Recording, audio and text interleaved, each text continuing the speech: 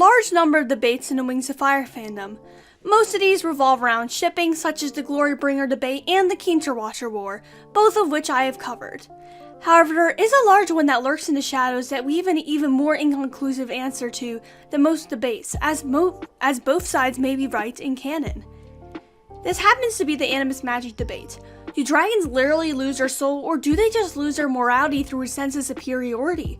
The first one is the most common school of thought in canon, however the second posed by Keebly might be true as well. Today we are going to take a look at one Animus dragon in particular who we have a good look at the life of, Arctic. While he wasn't driven mad like Albatross was, or Darkstalker who threw a fit near the end, Arctic was very evil and we knew him before that as well in his winglet. Because of that, he provides the perfect study for whether Animus magic is the cause of evil or not as the story progresses. Before we get started, if you are new to this channel, please think about subscribing. I regularly post Wings of Fire and Warrior Cats content so you'll never be bored. And to my current subscribers, thank you so much for supporting me. Let's start with Arctic's childhood. Over the course of 2,000 years, not much actually changes in Icewing society besides the vanishing of Animus magic, so Arctic likely had a similar childhood to Winter and Snowfall. We can infer a lot about his early life from that assumption, but we do get hints of what it was like in the book. From an early age, it was likely known that Arctic was an Animus. The Icewings do not have their own confirmed trial like the Seawings have, however they likely have a measure of detecting them with an enchanted object or an unmentioned trial. Arctic was the only dragonette in his clutch, and his father was not in the picture. Given the regimented nature of Icewing society, his father likely did not run off and instead is dead. This means that Arctic and his children would be the sole descendants of Queen Diamond. That, plus being an Animus, put a tremendous amount of pressure on him. If he did not continue on and find a good wife, then Queen Diamond's line would end as well, and Snowfox would take the throne. He's also pressured to find a wife because they need to pass down the Animus blood. During the book Runaway, Diamond seems especially preoccupied with Arctic's ability, specifically his upcoming gift ceremony. She goes so far as to lock him in his own room with 2 guards in order to make sure he isn't interrupted. Diamond may have pressured Arctic to get a good gift because she regretted her own. She made the gift of healing, however, it's rather limited because it was only able to heal frost bites but not other injuries. Diamond lived through her son in other ways. She arranged his marriages and was controlling enough to dictate his sleep schedule, though it seems like the rest of the tribe is also on that sleep schedule. Arctic subverts her plans by falling in love with Foeslayer. I feel like this is a major case of person who's never had affection falls for the first person who gives them the time of day, reflecting the Winter Watcher dynamic I discussed in my Why Winter Watcher Didn't Become Canon video. Foeslayer was impulsive. She was actually chosen to the peace talks because of that impulsivity, and so the two were just the perfect match for one another to fall in love at first sight. The two decide to escape together despite not knowing each other for that long. During his escape, Arctic creates several Animus objects that may have drained his soul. First, he enchants bracelets that can make him invisible and also walk through walls.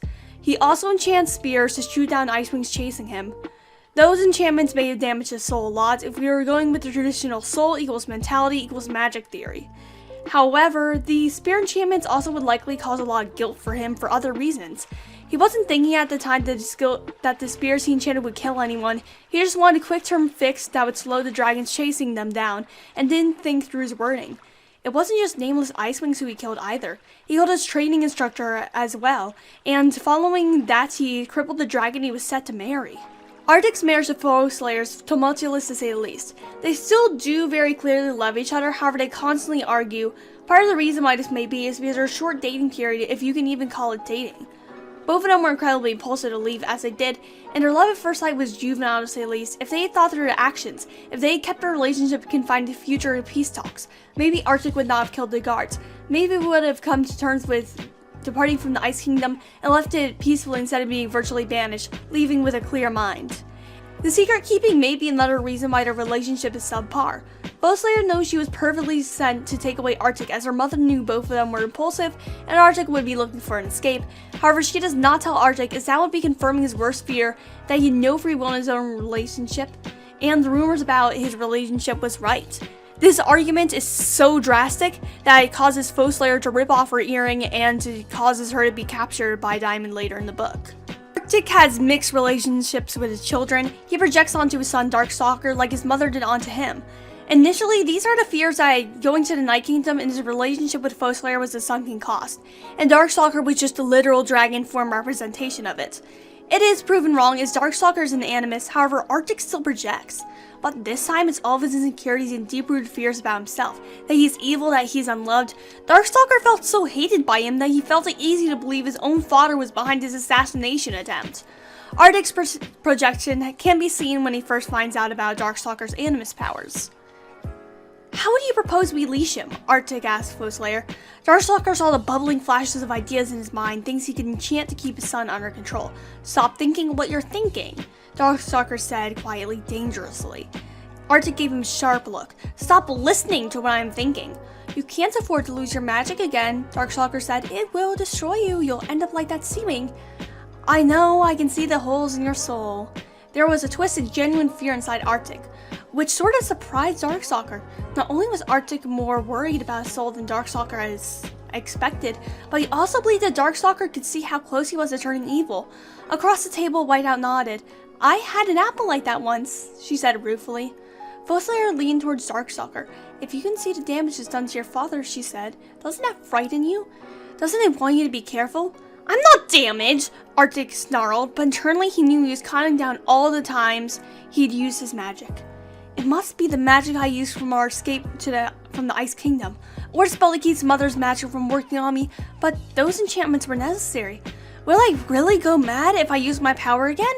I should do something to contain my son, but what if I turn evil and hurt Foeslayer?" Here, Arctic seems at first preoccupied with his own son, however swiftly begins to think about his own soul, in much the same way he was thinking about his son's. Ironically enough, he doesn't see that wanting to hurt his own son is a sign of insanity.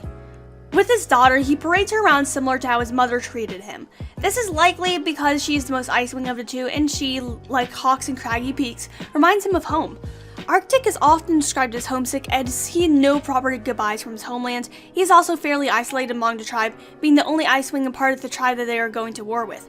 However, the second Whiteout becomes unmanageable for him or acts out, he complains and gripes. After Foeslayer is captured and Whiteout has a panic attack, Arctic yells at Darkstalker to take care of her and asks what's wrong with her. A dumb response as he literally just had an argument with his wife, resulting in her losing her protection charm. Throughout Darkstalker, Arctic is in possession of a letter from his mother, telling him if he killed his own children, he would be accepted back into the Ice Kingdom. Through Darkstalker, a mind reader, we are able to see his thought process on his father's reaction. Darkstalker slid the tablet back into its hiding place, thinking. He knew from his father's mind that Arctic wasn't seriously considering this possibility. Yet. True, Arctic was miserable in the Night Kingdom, where he had no friends and no status, and climbing was all wrong from him, but he could also remember all the things he hated about the Ice Kingdom. The rules, the expectations, the way his life was completely planned out without any regard for his feelings. Moreover, Queen Diamond had clawed too many of Arctic's nerves with his comments about how she was right and he was so foolish. Arctic was too proud to go back with his head hanging, and most important, there was still a kernel of him that didn't want to leave Foeslayer or Whiteout. Darkstalker never worried about his father hated him. It was mutual and instantaneous upon his hatching, so it didn't particularly affect his life. Besides, he knew his father couldn't do anything with him, considering Darkstalker's powers. But visions were flashing in his head where Whiteout was in danger. Unclear, muddled paths, he couldn't trace them exactly. But he knew that something led from this tablet to a scene of pain and violence in his own helpless fury. Though Arctic wasn't ready to leave at that moment, he eventually submits and takes Whiteout with him so she can pass down the Animus bloodline. He also enchanted her to become more manageable, more quote-unquote normal. Arctic returning to Diamond would be a major upset for him, as he would be returning to a dragon who did nothing but shame him for his entire life. He'd also lose all that he worked for in the Night Kingdom, but it would be better than being an eternal outsider, even if he'd have to deal with his damaged honor. However, he ends up in the grasp of Darkstalker instead, and is forced to kill himself. Yikes. Arctic was a bad dragon, however, he didn't deserve that. I don't think that Arctic's overuse of Animus powers during his escape and beforehand with Foeslayer caused him to turn evil. I believe it was instead the change of environments and isolation that caused him to be left alone to his own thoughts, which gradually turned darker.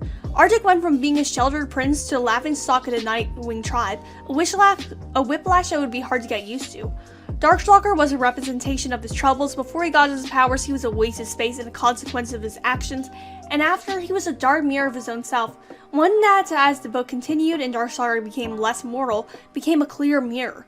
It was natural hatred would occur, even if he was his own son, Animus magic in Sandy's does not cause relationships to deteriorate, as displayed by Fathom and Albatross until the very last moment of the massacre. It was all him hating Darkstalker, not his Animus magic. Even with Foeslayer and Whiteout, he only loved them shallowly. Foeslayer from the dragon who saved him from his mother, Whiteout the Icewing side in connection to his homeland. In the end, the isolation and neglect drove him to kidnap Whiteout, better to be hated by fellow Icewings and another tribe. Not Animus magic, he never suffered the entitlement of other victims seem to have by the end of your life like Albatross or Darkstalker. Arctic, despite being able to escape the Ice Kingdom, was not able to escape the cycle of abuse that his mother inflicted on him, and continued it through Darkstalker. Though it was not his Animus magic that drove him mad, if he was not born an Animus, then maybe he wouldn't have been put through Diamond's abuse as harshly, and his abusive behavior would not be as magnified as it is. Animus powers, though they may appear to be a blessing, always end up being a curse upon themselves, and isolation a god feels from a human. So, in a strange way, yes, they were responsible for his initial strife. However, Arctic chose to wander down that dark road on his own. If you like this video, feel free to subscribe. I make Wings of Fire and Warrior Cats videos pretty often, and your support would mean a lot to me. And to those who are already subscribed, thank you a lot for your continued support. I wouldn't have gone here without y'all. That's all. Peace out.